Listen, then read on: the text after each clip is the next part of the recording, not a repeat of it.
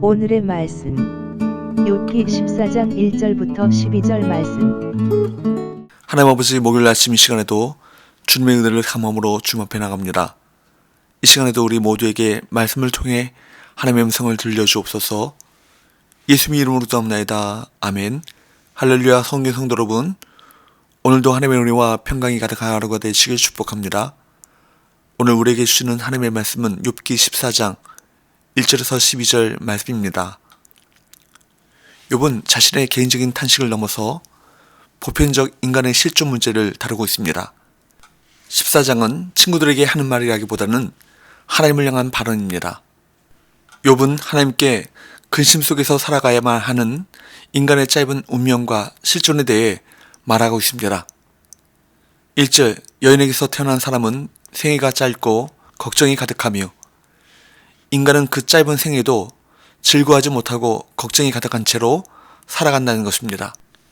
2절, 그는 꽃과 같이 자라나서 시들며 그림자같이 지나가며 머물지 아니하거늘.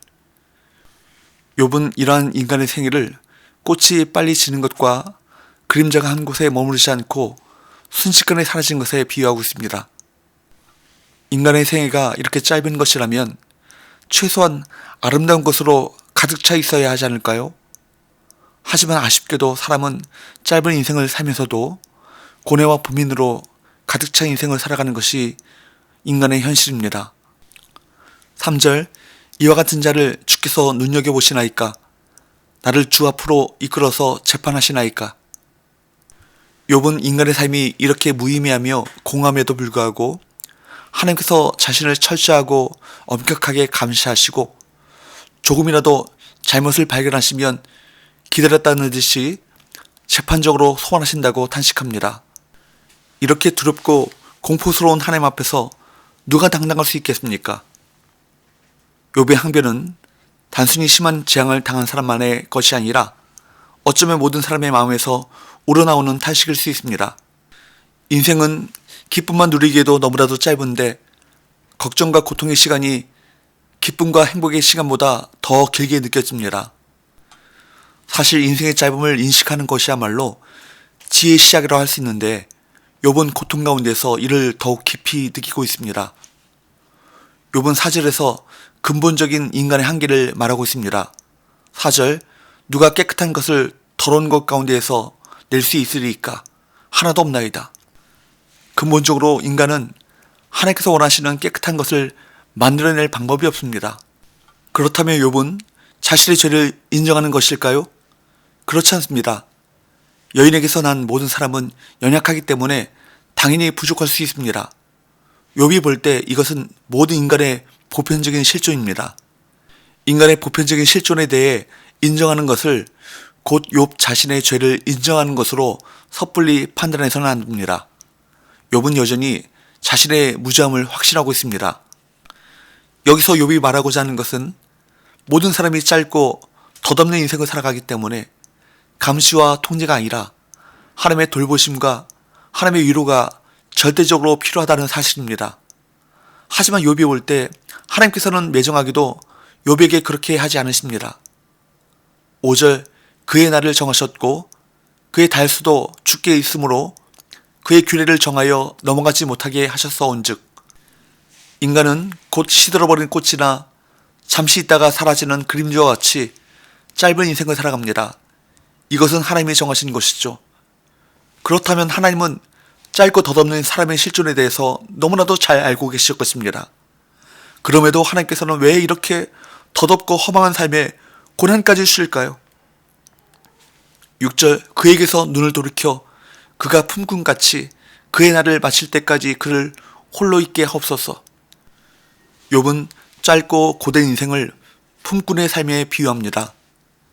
인생이란 짧은 삶을 살아가면서도 제대로 된 쉼을 얻지 못하고 매일 고된 노동에 시달려야 하는 비극적인 운명인 것입니다.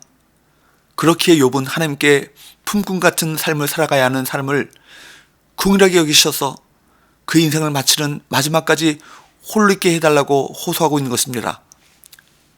인간의 삶이 짧고 할 수 있는 것이 없기에 인간의 삶에 반드시 필요한 것이 있습니다.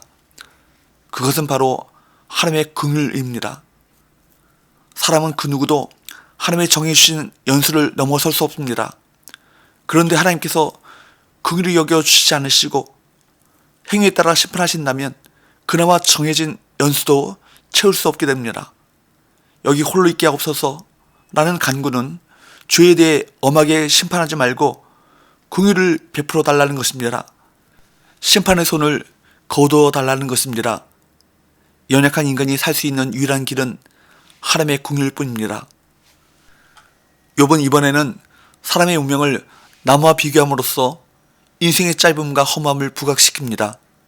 7절부터 9절 나무는 희망이 있나니 찍힐지라도 다시 움이 나서 연한 가지가 끊이지 아니하며 그 뿌리가 땅에서 늙고 줄기가 흙에서 죽을지라도 물 기운에 움이 돋고 가지가 뻗어서 새로 심은 것과 같거니와 나무는 잘려도 그루터기에 새순이 돋고 새로운 가지가 뻗어나갑니다.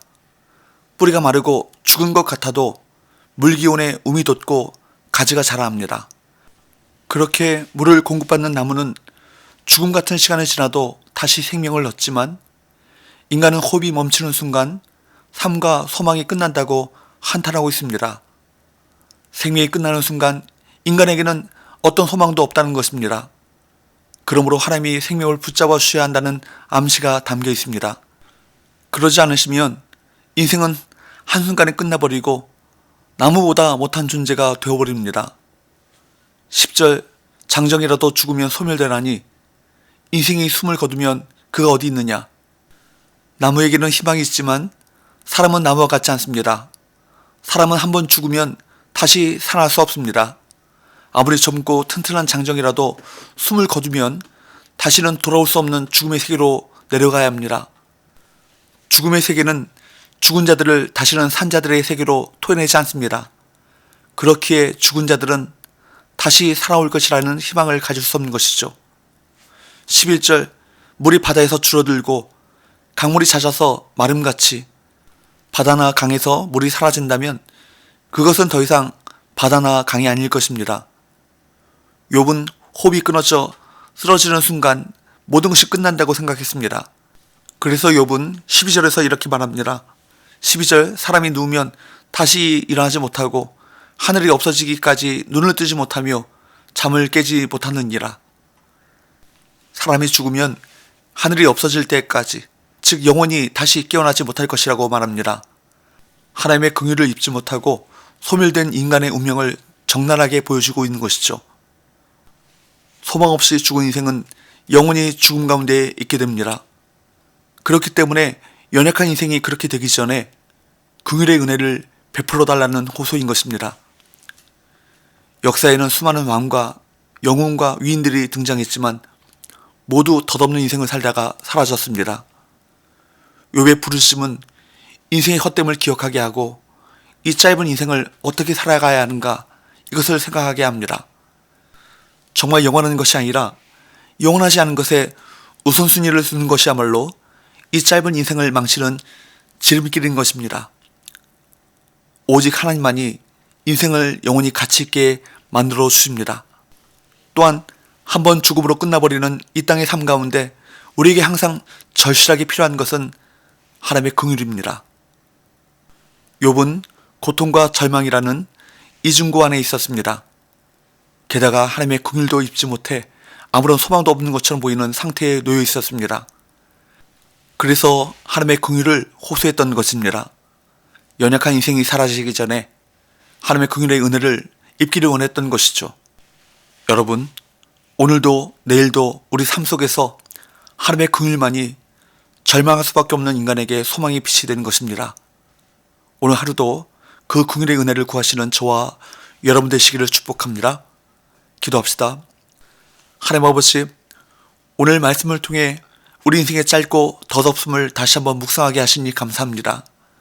이 짧은 인생을 살면서 영원하지 않은 이 세상의 것에 집착하다가 영원한 것들을 놓쳐버리는 어리석음을 범하지 않게 하시고 오직 하나님의 긍휼을 힘입어 우리 시선이 늘 하늘을 향하게 하여 주옵소서. 예수님 이름으로 기도합나이다. 아멘.